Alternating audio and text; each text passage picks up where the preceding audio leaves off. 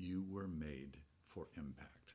That's what this whole salt and light kind of idea that Jesus is saying to us is all about. You were born to make an impact on others, to a positive impact, God's impact on others.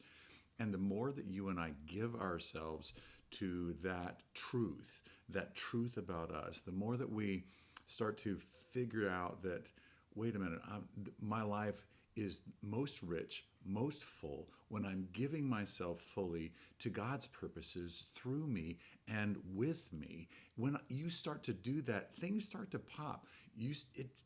Laying down your life and taking up the cross, it takes on a whole different kind of meaning when you start to realize that you're not living for yourself.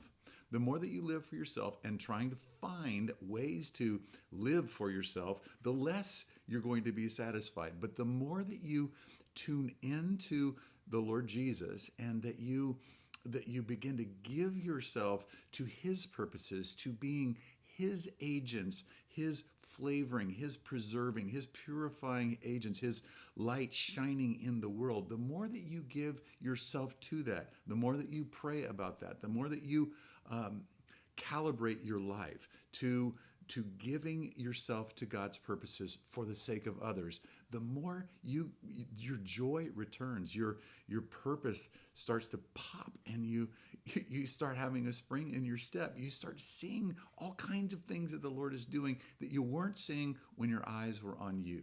That's the big deal about salt and light, is that he has made you for more than you. And when you are about things that are more than you, you find the real you. You've heard me say this over and over and over again, that when you give yourself to God's purposes, when you lay down your life for God's purposes, when you die to yourself for God's purposes, you find the real you. You find the most satisfied you. You find a life that's worth living. And so as we start this week with salt and Jesus' saltiness, let's just pull back for a second and say, wait a minute, Lord, you have made me for impact.